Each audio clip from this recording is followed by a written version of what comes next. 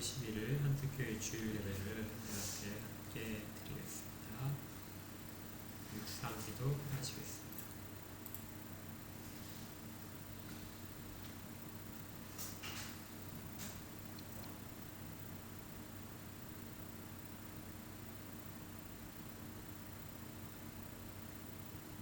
성부와 성자와 성령 삼위일체 하나님을 찬양하고 주의 영광 앞에 저희들이 섭니다. 약속하신 은혜들을 허락하여 주시고 저희들의 마음을 정결하게 하셔서 오로지 하나님께만 모든 영광 돌 수 있도록 홀로 주장하여 주시옵소서. 예수 그리스도 이름으로 기도합니다. 아멘. 3장 찬양하겠습니다.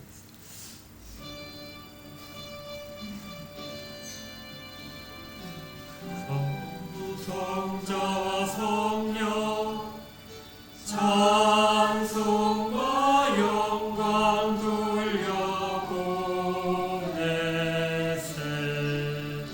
태초로 지금까지 또 영원 무궁토록 성삼위께 영광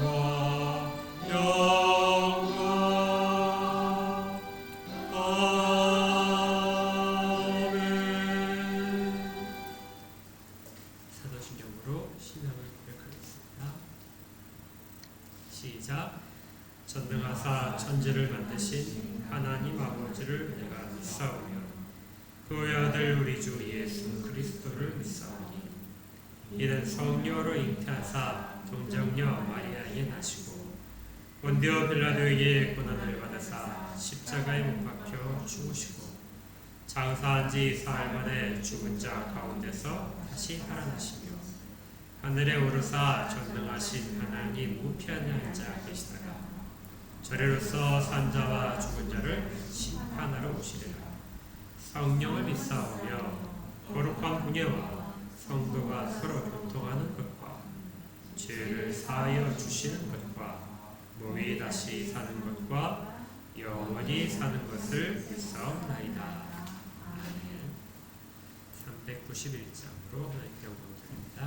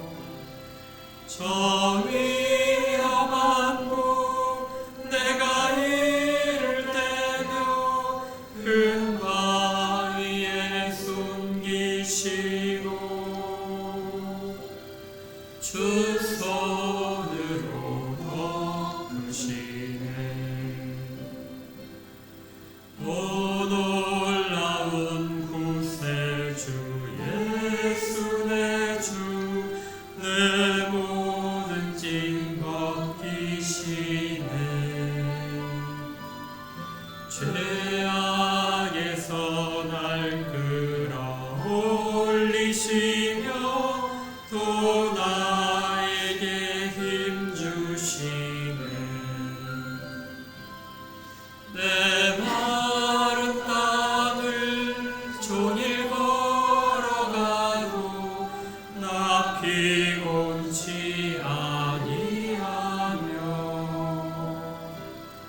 저 위험한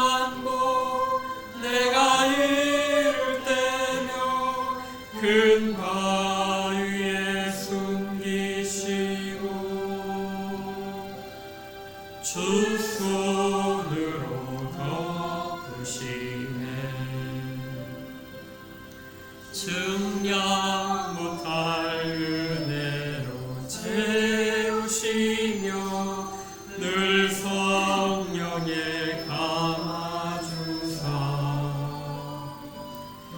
큰 기쁨 중 주님을 찬양토록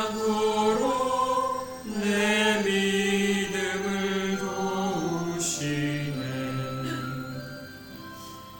메마른 땅을 종일 걸어가도 나 피곤치 아니하며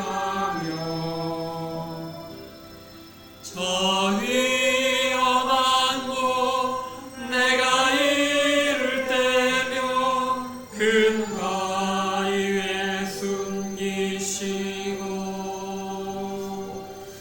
주 손으로 덮으시네.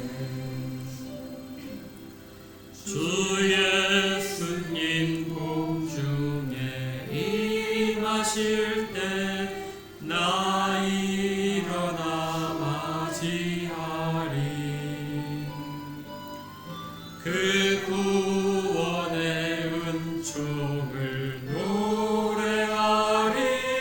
저 천군과 천사 함께 메마른 땅을 종일 걸어가도 나 피곤치 아니하며 저 위험한 곳 내가 이를 때며 큰 바위에 숨기시고 주 손으로 덮으시네.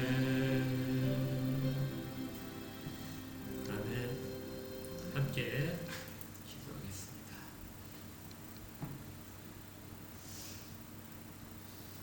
삼위일체 하나님의 크심을 찬양하고 저희들의 영혼을 다하여 주께 찬양을 올립니다.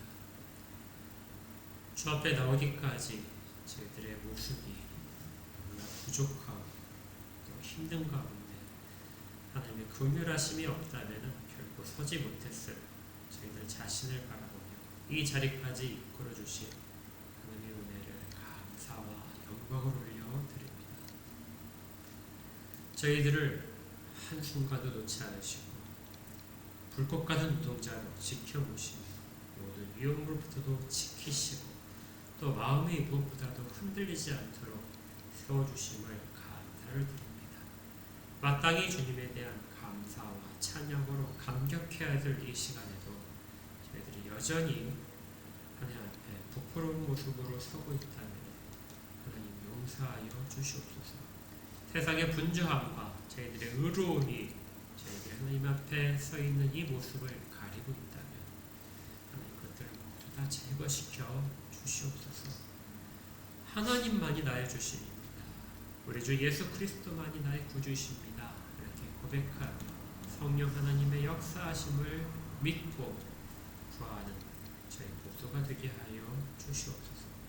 삶의 현장 가운데서 메마른 땅을 걸어가더라도 우리 주님께서 저희들의 발을 지키시고 생수의 물들을 터뜨리셔서 갈급함을 해결하시고 또 긴 여정 가운데서도 지치지 않도록 발에 힘을 주실 것을 믿습니다. 영혼이 갈급한 자들이 주께 부르짖는 그 외침들이 하나님께 대한 신실한 외침이 되게 하시고 하나님의 주권을 인정하며 현재 삶에서 가장 좋은 것들을 주신 하나님을 믿고 그리고 더 나은 것들을 바라보게 하여 주시옵소서. 주를 섬기기에 부족한 것들이 더 이상 없도록 하나님께서 환경들을 변화시켜 주시고 홀로 주장하여 주시옵소서. 또 그러한 것들을 바라며 하나님께 오로지 더 좋은 모습으로 설기 위한 간구들로 부족한 부분들을 주 앞에 아뢰는 저희 모두의 기도가 되게 하시고 또 그 믿음으로 구하는 찬양이 되게 하여 주시고 또 주를 사랑하는 마음들이 담겨서 하나님의 말씀을 사모하게 하여 주시옵소서. 하지만 저희들의 손길이 미치지 못하는 곳에서 주의 능력을 구하오니 주의 크신 능력으로 모든 모든 것들을 하나님의 뜻하심에 적합하게 변화시켜 주시고 저희들의 미래들을 주님 홀로 붙잡아 인도하여 주시옵소서. 마지막 주 앞에 선 날까지 저희들을 이끄실 것을 굳게 믿습니다. 자녀들을 위하여 기도하는 그 기도 가운데서도 함께 하시고 자녀들이 하나님 앞에서 바로 영적으로 스스로 자립할 수 있도록 하나님 그들의 영혼들을 지키시고 그들 가운데 좋은 믿음의 동역자들을 허락하시고 스승들을 허락하여 주시옵소서. 이 땅을 기억하시고 이 땅의 모든 유정자들이 하나님을 두려워하는 마음 있게 하시고 사회 지도층들이 욕심과 자기들의 의를 내세우는 것이 아니라 하나님과 공의를 찾도록 그렇게 도와주시옵소서. 지금도 고통받는 모든 영혼들 가운데 하나님의 자비를 나타내 주시기를 구합니다. 먼 곳에 나가서 주의 복음을 전하는 자들을 기억하시고 북녘 땅에서 숨어서 복음을 듣고 나누는 모든 자들에게도 은혜를 더하셔서 믿음을 더 크게 일으켜 주시옵소서. 언젠가 같이 기쁜 마음으로 자유로운 마음으로 하나님께 찬양드리는 그날을 소원합니다. 오늘도 주의 말씀을 받습니다.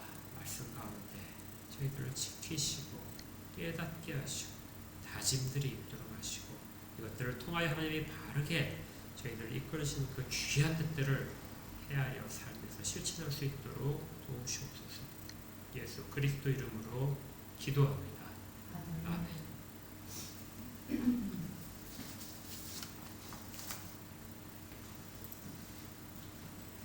하나님 말씀 들어갑니다. 하나님 말씀은 히브리서 13장 1절부터 8절까지의 말씀입니다.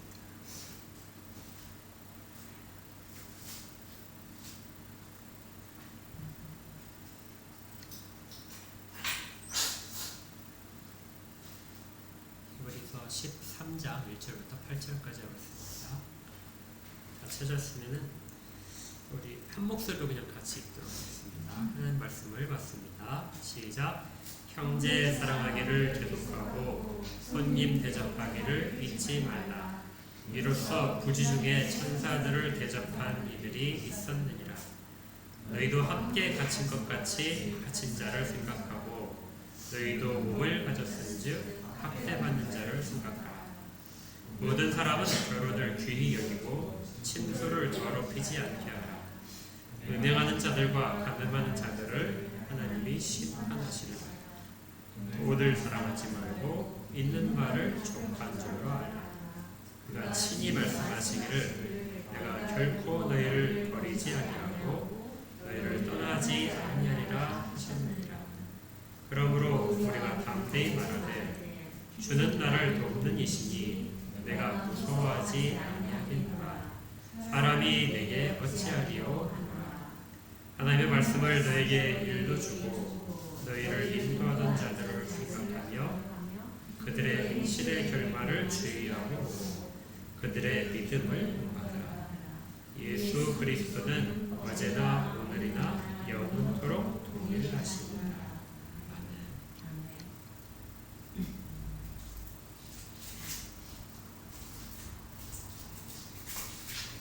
네, 이제 히브리서 마지막 장 13장으로 들어갑니다.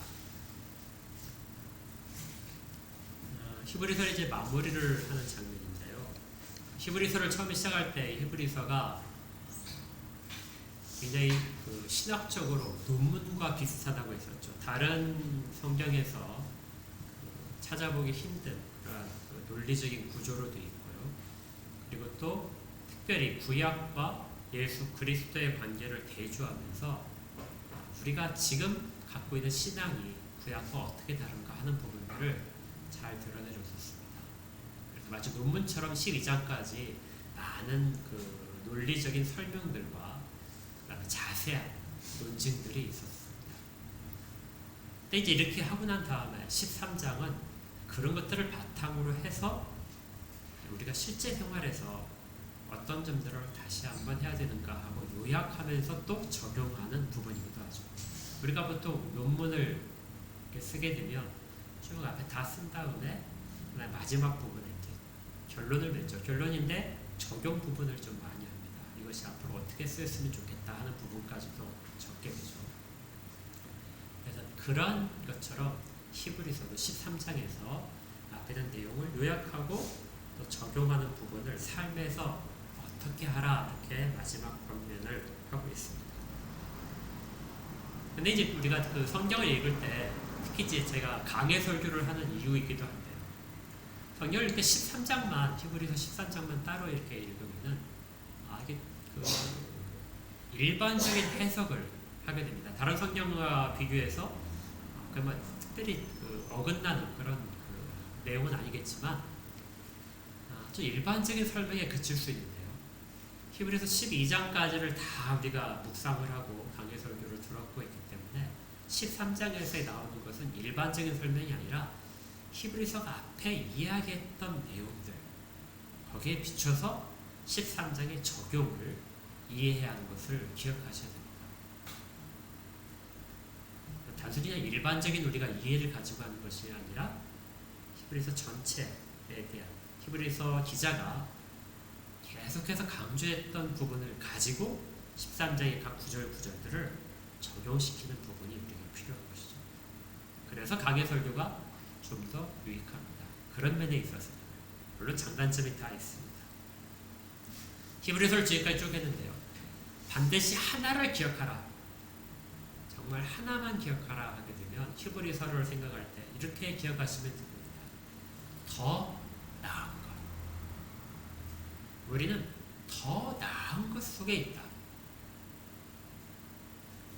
구약과 비교해서 그리고 일반적인 세상의 일반 은총과 비교해서 우리는 훨씬 더 특별한 속에 있고 특히 구약의 백성들과 비교해서 우리는 더 나은 것을 가지고 있는 자들이 그곳에 이미 서 있는 사람들이다. 잊지 마십시오. 히브리서는 우리에게 우리는 더 나은 것을 가지고 있는 사람이다. 성경을 일반적으로 사람들이 생각하는 도덕적인 좋은 책으로서 이해하지 않고 또 구약의 백성들처럼 즉 히브리서는 유대인 출신의 그리스도인들에게 보내는 편지거든요. 그러니까 그 구약을 바탕으로 해서 우리가 복음을 이해하지 않고 그것보다 더 나은 것으로서 복음을 받아들여요. 근데 그 더 나은 것이라는 것은 조금 나은 것이 아니라 전혀 다른 차원의 어떤 비교할 수 없는 가치를 가진 것으로서의 더 나은 것입니다. 이렇게 말하면서 이제 적용으로 들어갑니다. 여기서 말하는 부분들은 어떤 경건 생활과 관련이 있습니다. 우리가 지난주에 경건 잠깐 이야기했었죠. 경건이라고 하는 것은 우리가 성경에서 알고 있는 지식들이 삶에서 나타나는 부분에 해당되는 것이죠. 지식과 삶에서의 적용이 연결되는 것을 바로 경건이라고 말합니다. 그러니까 경건은 삶과 떨어져 있으면 안 돼요. 삶과 언제나 일치되어야 됩니다. 입으로는 만약에 하나님을 나의 주님이다 이렇게 고백을 하지만 실제 생활에서는 하나님이 주님이 아니시고 내가 옳은 대로 하고 있다. 그래서 우리는 경건이라고 말을 할 수가 없습니다. 더 나은 것을 알았다면 삶에서도 어떻게 해요? 더 나은 삶을 살아야 됩니다. 더 나은 것을 알았다면 더 나은 것을 살아야 됩니다. 이런 이제 내용을 가지고 히브리서가 정리를 하고 있는데요. 특별히 이제 8절까지 우리가 읽었죠. 8절까지에서 더 나은 개인의 신앙생활과 더 나은 교회 공동체를 세우는 데 있어서 중요한 세 가지의 권면을 합니다. 첫 번째가 1절부터 3절까지입니다. 1절부터 3절까지를 보게 되면 사랑이라는 말이 나옵니다. 사랑으로 시작하죠. 그래서 사랑을 실천하는 공동체가 됩니다. 우리가 볼 때는 이 지금 그 사랑이라는 말이 하나밖에 나오지 않는데요. 그런데 이 사랑이라는 말이 여러 군데 숨어 있습니다. 1절에 형제 사랑하라 이렇게 되어 있고요. 두 번째는 손님 대접하기를 잊지 말아라. 손님 대접하기를 이렇게 나와 있는데 사실 이 단어를 보게 되면 손님을 대접하라 이렇게 볼 수도 있고 손님을 사랑하라 이렇게 볼 수도 있습니다. 사랑이라는 말이 필로스라는 단어를 쓰는데요. 앞에도 형제 사랑에도 것이 들어있고 뒷부분에 손님 대접하는 것도 똑같이 들어있습니다. 근데 아무래도 손님이란 말이 들어있으니까 사랑이란 말보다 대접이란 말을 하는 것이 편할 것이다. 그래서 우리 번역 성경에서 그렇게 하고 있는 것이죠. 그리고 사랑하지 말 것이 나타나는데요. 똑같이 필로스입니다. 그것이 5절에 가니까 돈을 사랑하지 말라. 이렇게 됩니다. 그러니까 1절부터 3절까지는 우리가 사랑을 하라 하는 사랑을 실천하는 공동체가 되라는 것이고요. 그 다음에 3절부터 6절은 사랑하지 않아야 될 것에 대한 이야기입니다. 자연스럽게 그것을 따라가게 되는데 사랑하지 않아야 될 것이 무엇이냐. 4절부터 5절까지 되어 있습니다. 그리고 나서 주님의 권면이 있고 그리고 본받는 것, 우리 믿음의 앞선 선배들을 본받는 내용에 대한 권면이 있습니다. 제가 이제 원래 설교는 그 8절까지를 다 하려고 했었는데요. 그래서 주보를 보시면 주보의 그 아래 부분, 새로 저희가 만든 부분이 뭐냐면 요절쓰기라고 되어 있죠. 요절이 히브리서 13장 5절 6절인데요. 여기까지 설교를 해야 되는데 설교를 내용을 계속해서 이렇게 묵상하고 조금씩 고쳐나가다 보니까 너무 이렇게 많아요. 내용이. 그래서 이번 주에는 그냥 앞부분까지 4절까지만 하고 5절부터는 다음 주 할 것입니다. 근데 요절이 이번 주에 읽을 것이 없어요. 그렇지만 미리 읽으셔야 돼요. 좀 두 절이나 돼요. 한 절 갖고도 이렇게 헤매시는데 두 절이나 되니까 쓰시고 2주 동안 하셔야 됩니다. 자, 그러면 이제 앞에 1절부터 우리가 차분히 한번 보겠습니다. 무엇보다도 교회는 사랑을 실천하는 공동체가 됩니다. 사랑이 없으면 교회가 아니죠. 사랑을 실천해야 됩니다. 그래서 거기에 뭐라고 되어 있냐면 형제 사랑하기를 계속하라 이렇게 되어 있죠. 계속하라는 말은 뭐죠? 지금 형제 사랑을 하고 있다는 이야기고 앞으로도 어떻게 하라고요? 계속해야 된다. 형제를 사랑한다는 것은 구약에 있어서 아주 중요한 가르침이었습니다. 구약의 백성들은 모두가 다 혈연으로 묶여 있었죠. 그래서 혈연 공동체입니다. 같은 야곱의 자손으로 이루어져 있습니다. 그래서 율법은 이 같은 형제에 대해서 그 형제가 줄이거든 먹이라고 되어 있고 또 빚을 지더라도 그 빚을 계속해서 빚진 상태로 남겨두지 말아라 하고 권면합니다. 11조를 하나님께 드리는데 11조를 드리는 것 외에도 형제를 위한 11조를 따로 준비해라.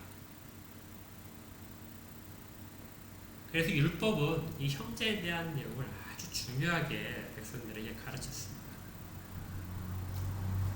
자, 그렇다면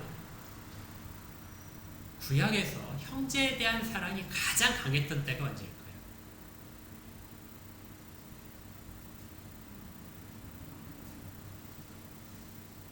형제에 대한 사랑이 가장 강했던 때. 예? 광야에서요?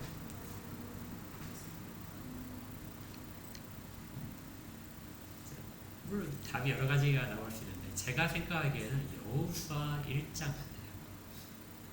그러니까 요단강을 건너가기 직전과 요단강을 건너간 직후 여호수아가 살아있을 동안 이때가 아마 가장 형제 사랑이 가장 강력했던 시기인 것 같습니다. 여호수아 1장을 한번 보실게요. 여호수아 1장에 보시면은 이런 구절이 있어요. 같이 읽겠습니다. 여호수아 1장 14절부터 15절 시작. 너희 모든 용사들은 무장하고 너희의 형제보다 앞서 건너가서 그들을 돕되 여호와께서 너희를 안식하게 하신 것 같이 너희 형제도 안식하며 그들도 너희의 하나님 여호와께서 주시는 그 땅을 차지하기까지 하라. 그리고 너희는 너희 소유지 곧 여호와의 종 모세가 너에게 준 요단 이쪽 해 돋는 곳으로 돌아와서 그것을 차지할지니라. 네. 여호수아가 백성의 지도자가 된 다음에 제일 먼저 한 것은 요단강을 건너갈 준비를 시킨 것입니다. 그런데 이때 이미 요단강 동쪽에 자기의 그 분깃을 받은 지파가 있었죠. 루벤 지파와 갓 지파와 므낫세 지파의 절반. 이 지파들은 자기들의 땅이기 때문에 건너가지 않을 우려가 있었습니다. 그래서 여호수아가 그 지파를 찾아가서 이렇게 당부를 한 것입니다. 너희가 먼저 무장을 하고 용사들이 먼저 가서 요단강을 건너가서 싸워야 될 것이다. 제일 앞장서서 싸워라. 이유는 이렇게 되어 있습니다. 여호와께서 너희를 안식하게 하신 것 같이 너희가 이미 터전을 잡고 좋은 땅을 차지한 것 같이 너희의 형제도 안식해야 된다. 그러니까 너희의 형제가 안식하지 못한다면 너희도 안식하지 못한다는 것이죠. 너희들의 형제가 땅을 차지하지 못한다면 너희도 그 땅을 차지하지 못한다. 이미 받았지만, 이미 분배를 받았지만 나머지 형제들이 다 안식해야만 너희들은 이 땅에서 안식할 수 있다. 그들은 이것을 기쁨으로 여기고 앞장서서 출발을 했습니다. 그리고 모든 전쟁마다 제일 앞에서 전쟁을 했어요. 그리고 다 정복전쟁이 끝나자 비로소 그때야 돌아왔습니다. 그러니까 구약에서의 가장 핵심적인 형제사랑은 형제가 안식하지 못한다면 나도 안식하지 못한다. 이것이 형제사랑의 가장 극치입니다.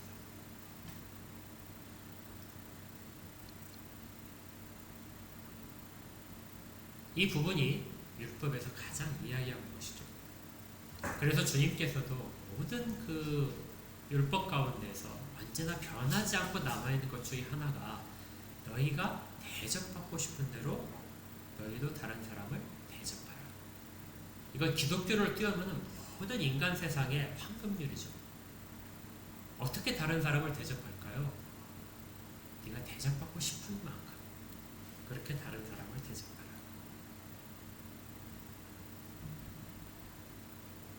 이것을 구체적으로 형제에게 적용시켜서 구약에서는 형제가 안식을, 네가 안식을 원한다면 형제가 안식을 먼저 할 수 있도록 하라. 그래야 너한테 안식이 찾아온다. 이렇게 가르쳤던 것입니다. 그런데 우리가 이제 사사기까지 공부를 했으니까요. 사사기를 보시면 알겠지만 여호수아가 죽은 다음에 이 형제 사랑이 그대로 있었나요? 사사기로 넘어가게 되면 형제 사랑은 어디로 갔는지 다 사라져버렸습니다. 각 지파가 서로 자기들 마음대로 자기들 지파 위주로만 살죠. 지파만 그렇나요? 각각의 사람들이 자기 오른대로만 삽니다. 다른 사람이 어떻게 사는지 간에 아무 관심이 없고 자기들만이 안전하고 자기들에게 유익이 된다면 모든 것들을 다 선택해서 하는 것입니다. 히브리서 12장에서 그렇게 경고했듯이 사람과 사람 사이에 형제와 형제 사이에 쓴 뿌리가 나서 그것들을 더럽히는 것마저도 자기에게 유익이 된다면 얼마든지 했던 시대가 이 사사시대였습니다. 그런데 이 형제 사랑이 그 이후로 계속해서 변질되고 오염돼서 어디에서도 여호수아 1장과 같은 형제 사랑을 찾아볼 수 없는 상황이 되다가 다시 그 형제 사랑이 꽃피운 것이 신약때죠. 그러면 신약때 형제 사랑이 제일 꽃피운 때가 언제일까요?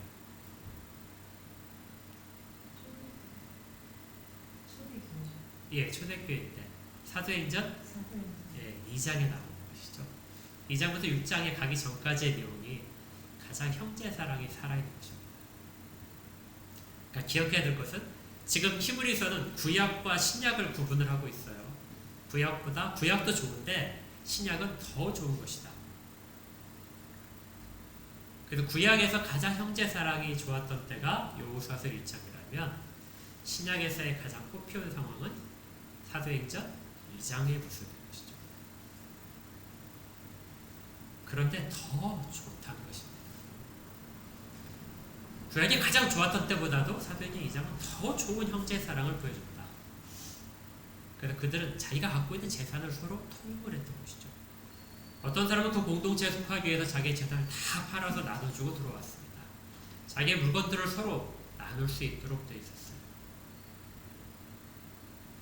하나도 다른 사람의 필요에 대해서 다른 사람이 필요를 한다면 그것을 만족시켜주기 위한 것들을 했던 상황이 사도행전 2장의 초대교회의 모습입니다. 그렇다면 구약의 백성보다 이 신약의 교회 공동체가 더 나은 모습을 보일 수 있었던 까닭은 무엇인가요? 그것은 히브리서가 이미 이렇게 앞에서 이야기를 했었습니다. 히브리서 2장 10절을 보겠습니다. 같이 읽을까? 히브리서 2장 10절 앞에 화면에 나오긴 합니다. 같이 읽겠습니다. 시작. 그러므로 만물이 그를 위하고 또한 그로 말미암아 이가 많은 아들들을 이끌어 영광에 들어가게 하시는 일에 그들의 구원의 창시자를 고난을 통하여 온전하게 하심이 마땅하다. 우리 주 예수 그리스도를 이야기하면서 하나님의 독생자에 대한 이야기를 하고요. 그로 말미암아서 많은 이들이 이끌려서 영광에 들어가게 될 것이다. 그 많은 이들이 뭐냐면 아들입니다. 그러니까 이제 우리가 교회에서 형제라고 부르는 것 속에 숨어있는 것은 그가 형제인 이유가 혈육으로서의 형제가 아니라 같은 혈연 공동체로서의 형제가 아니라 하나님의 아들이라는 입장에서의 형제인 것이죠.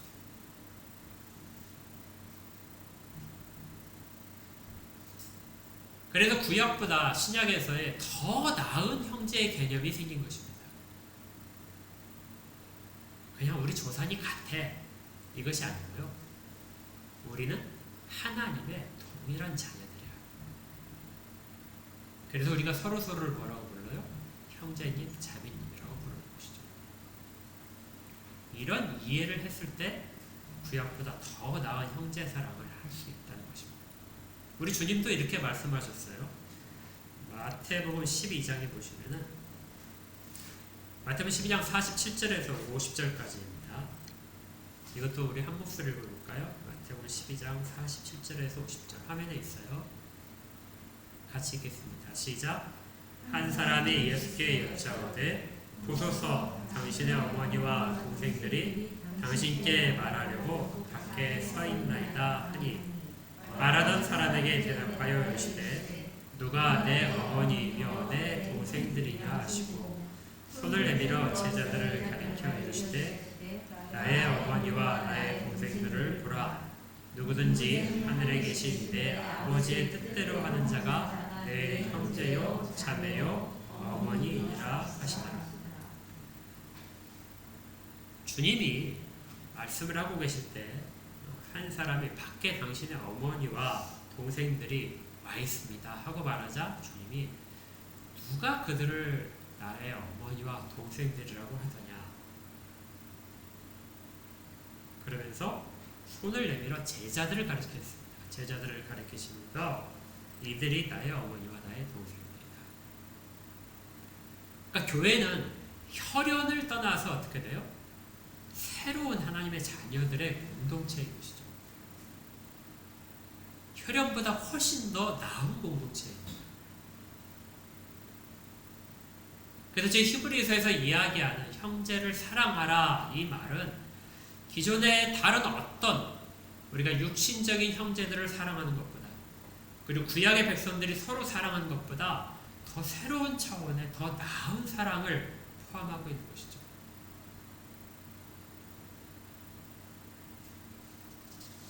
심지어 이런 그 표현들도 있었습니다. 고린도전서 9장 5절에 보니까 이제 화면 때 제가 읽어드릴게요. 고린도전서 9장 5절에 바울이 당시에 이제 상황을 설명하는 부분이에요. 우리가 다른 사도들과 주의 형제들과 게바와 같이 믿음의 자매된 아내를 데리고 다닐 권리가 없겠느냐. 그러니까 다른 사도들과 그다음에 전도자들의 아내를 가르칠 때 뭐라고 불러요? 믿음의 자매다. 그러니까 베드로가 자기 아내를 믿음의 자매다 이렇게 불렀는지는 잘 모르겠지만요. 교회 안에서 아내조차도 자매라고 불리는 것이 훨씬 더 고귀한 호칭이 된다는 거예요. 믿음의 자매. 그래서 이런 일 때문에 기록에 따르면 초대교회에 대한 오해가 상당히 많았습니다. 이 초대교회는 가족 관계가 어떻게 될까요? 자기 아내한테도 자매라고 하고, 우리 아브라함이 자기 아내를 누이라고 불렀었죠. 그런 상황이 초대교회에는 실제로 있었던 거예요. 그 사람들이 오해를 하고 이게 좀 호적이 안 맞네 막 이렇게 생각할 정도로 그렇게 되는 호칭들이 초대교회에 있었던 형제와 자매 호칭이 된 것이죠. 이러한 형제 사랑은 성경에 풍성하게 담겨 있습니다. 이걸 이제 형제 사랑을 가장 강조한 사도가 요한이죠. 요한의 그 기록들을 보게 되면, 요한복음과 요한서신을 보게 되면 이 내용들이 굉장히 많이 있습니다. 제가 언젠가 이제 한번 그 설교를 다룰 부분인데요. 그 요한복음 13장에 예수님께서 이렇게 제자들과 함께 최후의 만찬을 하시는데, 이 최후의 만찬을 하실 때 주님께서 이런 말씀을 하신 적이 있어요. 새 계명을 너희에게 주노니 서로 사랑하라. 내가 너희를 사랑한 것 같이 너희도 서로 사랑하라. 너희가 서로 사랑하면 이로써 모든 사람이 너희가 내 제자인 줄 알리라. 그러니까 제자들을 가르치시고 이들이 나의 어머니고 동생들이다, 형제다 말씀하신 그 제자 공동체는 서로 사랑해야 된다. 그래야 제자다.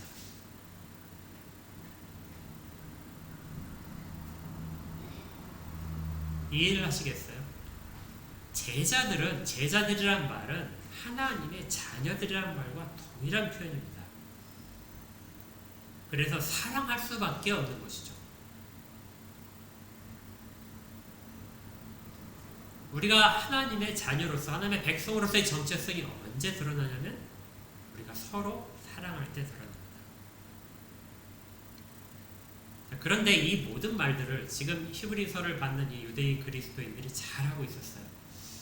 그런데 거기 1절 끝에 보니까 뭐라고 되어 있냐면요, 형제 사랑을 어떻게 하죠? 계속하라는 것입니다. 이 계속하라는 것이 굉장히 중요한 내용을 갖고 있어요. 지금 잘하고 있는데 계속하라는 내용은 그것이 기독교의 가장 근본이기 때문에 끝까지 지켜라는 의미를 갖고 있습니다. 시간이 지나면 교리나 어떤 지역적인 특색이나 이런 부분들 때문에 반드시 약해지는 속성이 있어요. 아까 우리가 그 사사기 이야기를 잠깐 했지만 형제 사랑이 각 지역으로 지파들이 흩어지자 약해지고 서로 싸우는 일까지 벌어지고 서로 죽이는 일까지 벌어졌습니다. 사도행전도 사실은 마찬가지예요. 사도행전에서 형제를 사랑했던 그 아름다운 모습은 얼마 가지 못합니다. 그들 가운데서 헬라파와 히브리파 사이에 서로 공개를 받는 식사에 대한 그런 부분에 있어서 서로 다툼이 일어나게 됩니다. 왜 우리를 소외시키느냐? 형제가 먼저 안식을 해야 내가 안식을 하는데, 당시에 조금 지난 상황이지만 우리끼리 먼저 하고 다른 사람들은 조금 소홀히 하는 그런 모습이 초대교회 예루살렘 교회에서도 나타났다는 것이죠. 고린도로 조금 더 가보면 복음이 이제 막 진전이 되어서 이방으로 갔을 때 고린도 지역에 가게 되면 고린도 지역에서는 분열이 굉장히 심해졌습니다.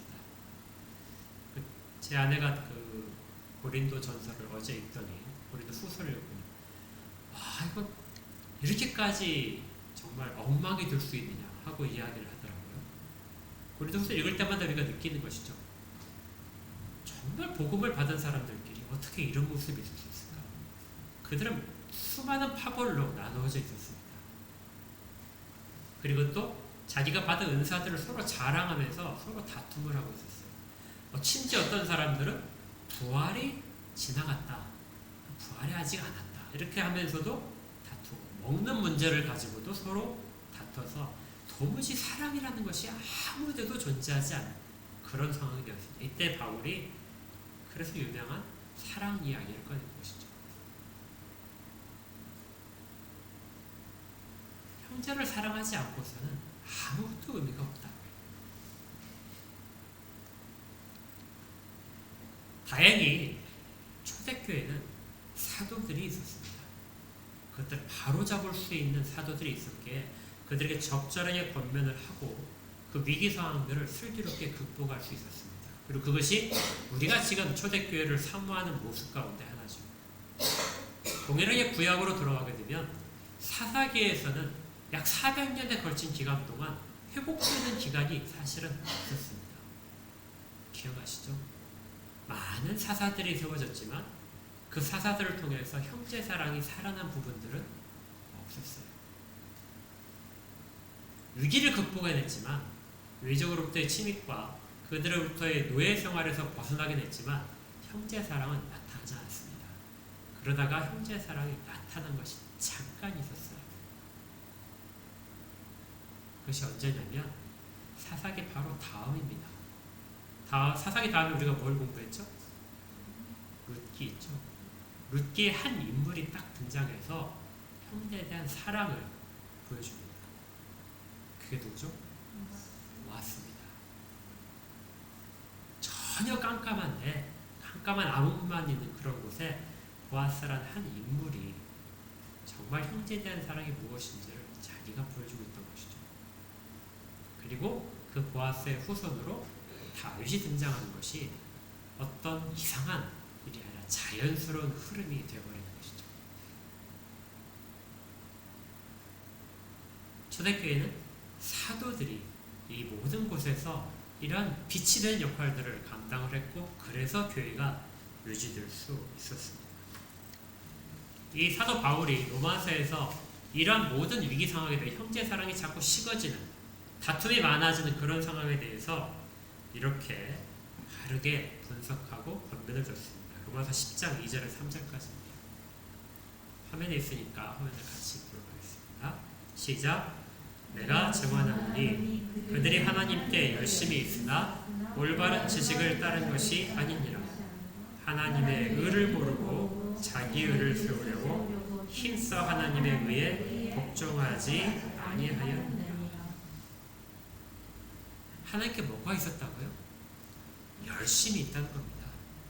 열심히 모이고 열심히 전도하고 또 헌금도 열심히 했습니다. 그런데 뭐가 없었다고요? 올바른 지식이 없었다. 열심히 했는데 올바른 지식이 없자 무슨 일이 벌어져요? 형제에 대한 사랑이 사라지고 분열이 있었던 것이죠. 왜냐하면 그 가운데 일어난 일들은 자기의 의를 세우기 때문입니다. 올바른 지식은 그러면 무엇을 나타내는 것일까요? 하나님의 의를 알려주는 것이죠.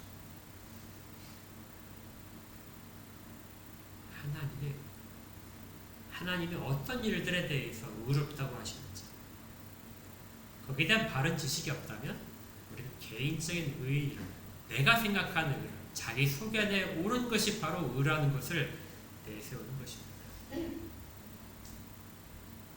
사사기가 그렇게 분열의 시대를 겪은 것을 기억나시죠? 뭐라고 설명했었나요? 왕이 없음으로 자기 소견에 옳은 대로 행했다. 동일한 내용으로 분석을 바울이 한 것이죠.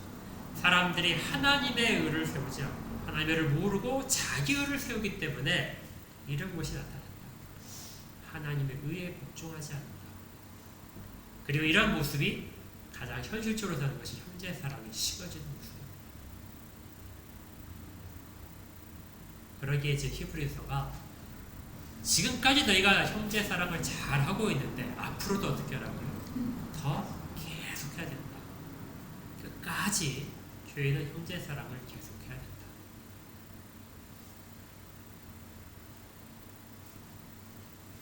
그리고 또 이렇게 형제 사랑이 점점 희박해지는 그런 상황이 오는 이유가 또 있습니다. 고난이 점점 심해질 거기 때문에 그렇죠. 계속하라는 당부는 지구 같은 형통한 평안한 상황이 지속되더라도 약해질 텐데 핍박이 오게 되면 정말 힘들어질 것이다. 그때도 형제를 사랑해야 된다.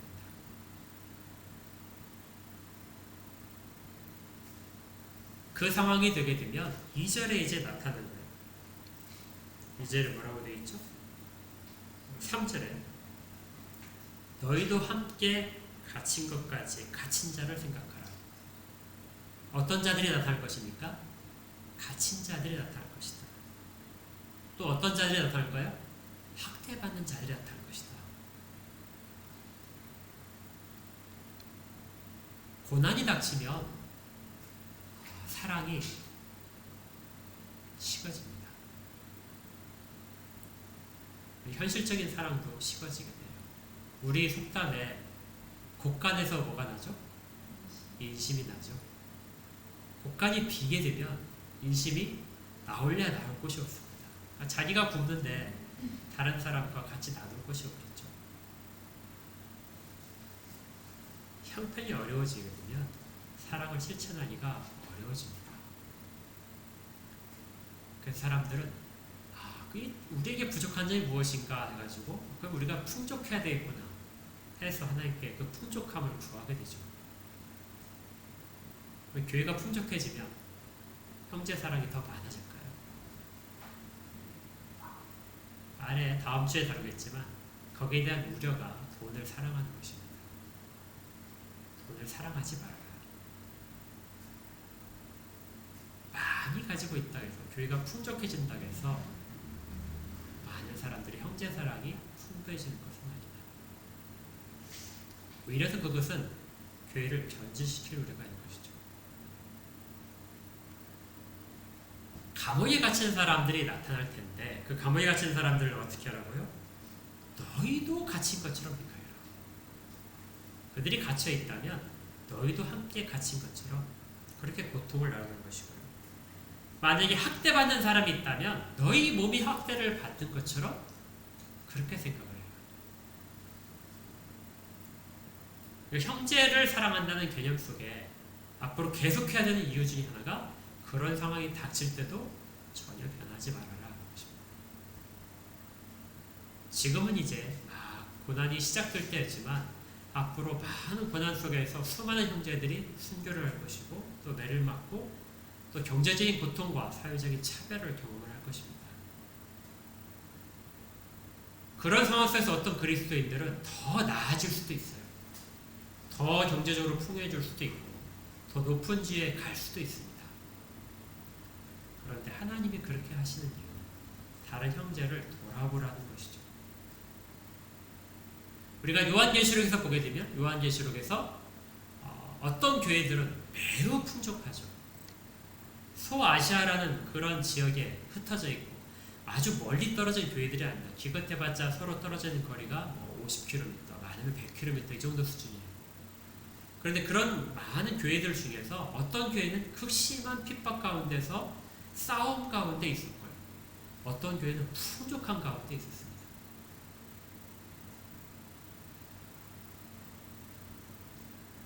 그런데 그들이 서로를 어떻게 하라고요? 어떤 교회가 복음 때문에 힘들어하고 싸움 가운데 있다면 내가 지금 평안하더라도 동일하게 우리도 싸움 가운데 있고 우리도 고통 가운데 있다고 생각을 해요. 그것이 눈에 보이는 형제가 아니고 눈에 보이지 않는 더 큰 범위의 형제들입니다. 왜냐하면 우리는 더 나은 복음 속에서 맺어진 형제이기 때문에 그렇죠. 그래서 형제라는 개념을 뛰어넘어서 이제 그걸 더 확장시킨 것이 2절에 있는 손님을 대접하라 하는 것입니다.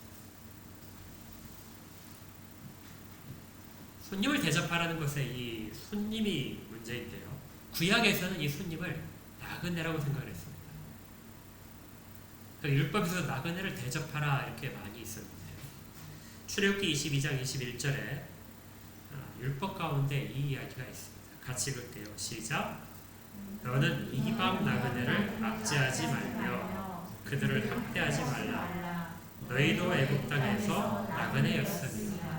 그러니까 나그네라는 말, 손님이라는 말은 형제를 벗어난 개념이죠. 형제가 아닌 사람에 대해서도 압제하지 말며 그들을 학대하지 말아라. 왜냐하면 너희도 애굽 땅에서 나그네였다. 심지어 신명기에서는 그들을 사랑하라까지 말합니다. 신명기 10장 19절에 이렇게 되어 있어요. 같이 읽겠습니다. 시작. 나그네를 사랑하여 그에게 떡과 옷을 주시나니 너희는 나그네를 사랑하라. 전에 너희도 애굽 땅에서 나그네 되었으니라. 같은 혈연이 아니더라도 여행하는 모든 여행자들에 대해서 풍족하게 대접하라는 것입니다. 이것은 구약 시대에는 유목민들의 좋은 습관이었죠. 관습이었습니다. 왜냐하면 언젠가 너희도 그런 나그네가 되어서 방황을 할 때, 여행을 할 때 누군가 너희를 대접할 거기 때문에 서로가 서로에 대한 보장이 되죠. 내가 이렇게 하게 되면 나도 그런 대접을 받을 수 있다.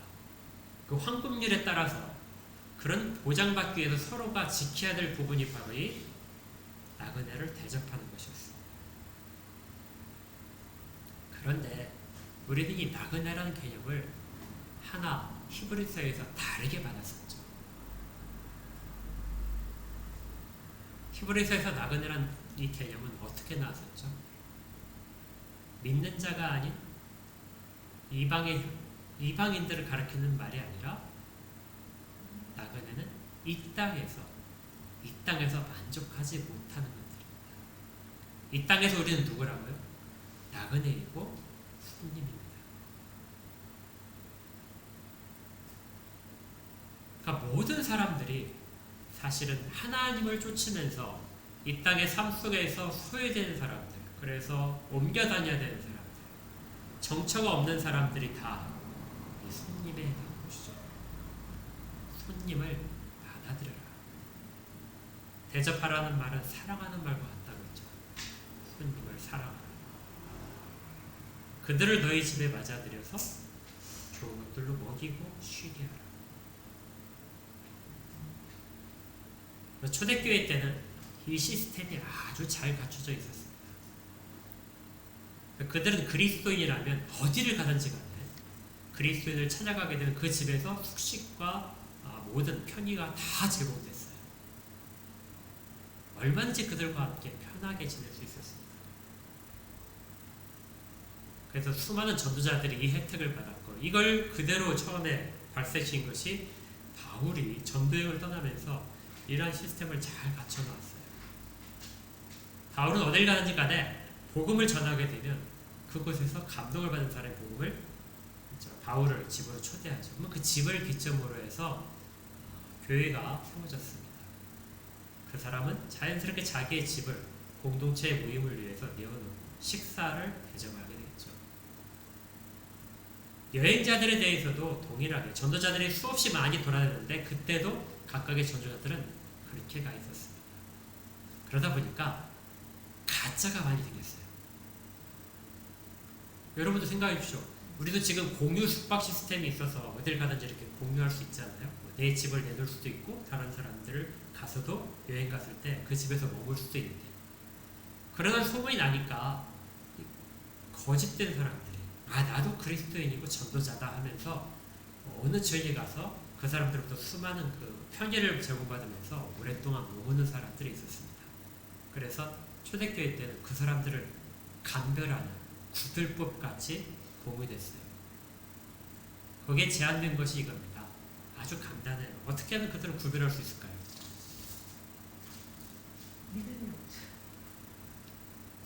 입으로 고백하는 건 얼마나 신실한데요. 그래서 구별법이 이게 있었습니다. 어떤 사람이 이제 공동체 여행한다, 내가 그리스도인이다 하면서 전도하기 위해서 다닌다 이렇게 했을 때 오게 되면 일단 맞아드립니다. 맞아서 다른 사람과 동일하게 그렇게 편의를 다 제공을 해줘요. 그렇게 하다가 이제 이 집보다, 내가 지금 이 편의를 제공하고 있는 집보다 조금 더 큰 집, 조금 더 맛있는 집, 더 부잣집이 또 이렇게 사람들을 맞아들여서 한다는 그런 이야기를 듣고 나서 이 사람이 그곳으로 옮겨간다면 가짜다. 왜냐면 더 좋은 걸 바라기 위해서 대접을 받는 것이 아니잖아요. 그 집에 들어가게 되면 그 집이 하나님께서 내게 주신 가장 좋은 상태다 하는 걸 가지고 그 집에 머물러라. 주님도 전도하는 그 제자들에게 그렇게 말씀하셨잖아요. 그러니까 그것이 구별법 중에 통용될 정도로 당시에 이런 서로를 대접하는 것들이 있었습니다. 앞으로 상황이 안 좋아지게 되면 수많은 그리스도인들이 떠돌아다닐 것입니다. 숨어야 되고 또 많은 체포의 위험 속에서 두려움 속에 있어야 될 것입니다. 그들을 어떻게 하라고요? 서로가 서로를 받아주고 사랑하라. 또한 이방인들에게까지도 그런 부분들을 확대시켜야 됩니다. 이것이 손님을 대접하라는 것이죠. 그러다가 구약시대는 어떻게 했다고요?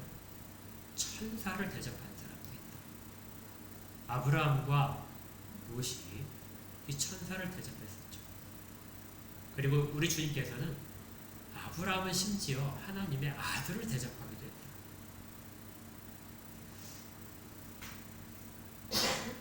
그래서 주님이 이런 말씀을 하셨어요.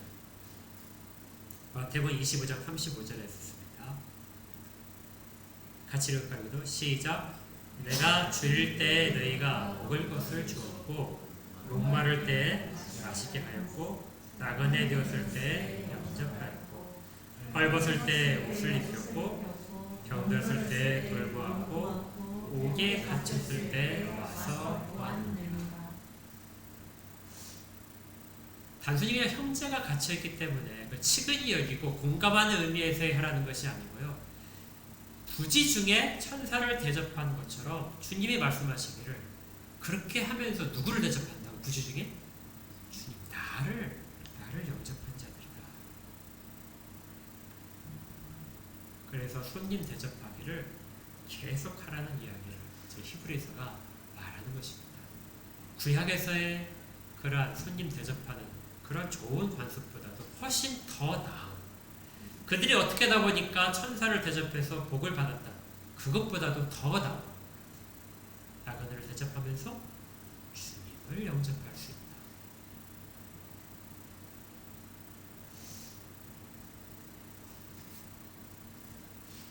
이처럼 히브리서는 우리가 가지고 있는, 우리가 세상의 어떤 지식으로부터 가지고 있고 구약의 어떤 배경으로 해서 가지고 있는 좋은 점들, 유대인들하면 누구나 당연하게 생각하는 그 말들에 대해서 그것보다 훨씬 더 나은 개념으로 받아야 되는 것으로 그렇게 이것들을 사용하고 있습니다. 우리의 공동체도 이렇게 되어야 되는 것이죠. 우리가 서로를 섬기는 이유는 구약에서 백성들이 서로가 서로에게 섬기면서 어떤 유익이 있고 나에 대한 보험처럼 되기 때문인 것이 아니라 그가 나의 형제이기 때문이죠. 그러기 위해서는, 형제가 되기 위해서는 중요한 게 무엇이죠? 우리 주님 아래에 있어야 됩니다. 제가 아까 그 사무엘상 할 때도 이야기했지만요. 하나님 주권자다. 형제가 될 수 있는 것은 하나님이 나의 주님이십니다. 이걸 고백할 때 형제가 생기는 것이죠. 우리끼리의 관계가 먼저가 아니고요. 하나님과 개인의 관계가 먼저예요. 하나님과 개인의 관계가 생기면 자연스럽게 두 번째 2차적인 관계, 형제 관계가 생기게 됩니다. 우리가 이 신앙의 모습을 다시 한번 자기를 돌아보고, 그리고 교회 공동체가 형제 사랑하는 것, 또 손님 대접하는 것. 어떤 교회들은 게스트하우스를 마련해서 선교사님들이 일시 기구했을 때 게스트하우스를 개방을 하기도 하고, 또 사역자들이 지방에 갔을 때에도 그 게스트하우스에 잠깐 머물게 하고, 이런 일들을 많이 합니다. 우리 다 해외에 계셔봤으니까 알겠지만 해외에 계셔보게 되면 수많은 손님들이 오시죠.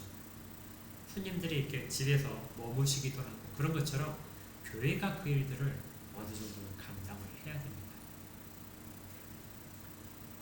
이러한 부분들이 교회가 계속해서 실천해 나가야 될 부분입니다. 우리는 더 나은 것을 받았고 더 나은 것을 실천해야 합니다. 각자의 삶 속에서 이 부분들을 다 감당할 수 있기를, 그리고 우리 교회가 또 그 부분을 잘 감당할 수 있기를 주의 이름으로 축복합니다. 함께 기도하겠습니다.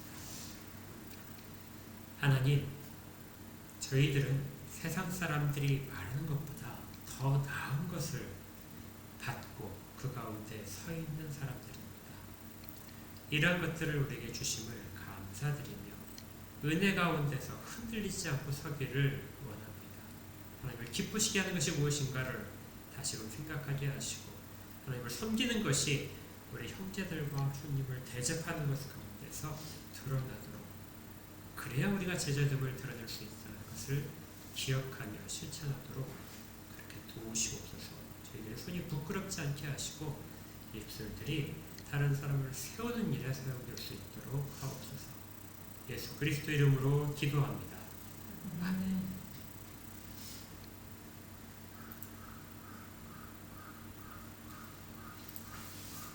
항상 하겠습니다. 찬송가 384장 찬송.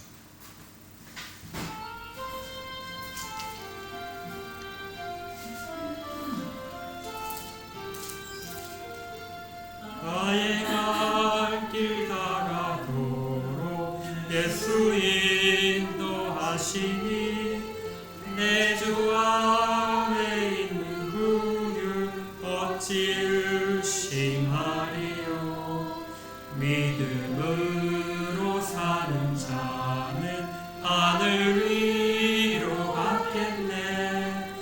무슨 일을 만나든지 무슨 일을 만나든지 만사형통하리라. 나의 갈 길 다가도록 예수 인도하시니 어려운 일 당한 때도 조카를 내주시네. 나는 심히 고단하고 영원 매우 가난하. 나의 앞에 반석에서 샘물 나게 하시네. 나의 앞에 반석에서 샘물 나게 하시네. 나의 갈 길 다가도록 예수 인도하시니 그의 사랑 어찌 큰지 말로 할 수 없도다. 성령 감화 받은 영혼 하늘나라 갈 때에 영영 부를 나의 찬송 예수 인도하셨네. 영영 부를 나의 찬송 예수 인도하셨네. 아멘. 환상과 축도하겠습니다. 하나님 아버지, 저희들에게 필요한 것들을 공급하시고 저희들의 손들이 하나님으로 말미암아 땀 흘려 일할 수 있고 거둘 수 있도록 하심을 감사드립니다. 항상 저희들에게 주신 것들이 주님의 은혜로부터만 온 것임을 깨달아 알게 하시고 고백하게 하시고 또 물질을 나눌 때 인색함이 아니라 형제에 대한 사랑으로 같이 나눌 수 있도록 하옵소서. 이 물질들이 정말 주님이 원하시는 것처럼 하나님의 자녀된 자들을 위하여 사용되게 하시고 또 복음이 앞으로 전해질 것과 정처 없이 떠돌아다니는 모든 약한 영혼들, 학대받는 자들과 갇힌 자들을 위하여 사용되게 하여 주시옵소서. 이제는 우리 구주 예수 그리스도의 은혜와 하나님 아버지의 크신 사랑하심과 성령님이 내주하시며 인도하시고 교통하시고 또 위로하시는 은혜가 예배드린 모든 자들 가운데 한뜻기에 속해있는 모든 지체들 가운데 지금도 주의 이름을 부르며 주께 영광 돌리고 하나님 아버지의 주 되심을 고백하는 모든 자들 가운데 영원까지 함께 있을지어다. 아멘.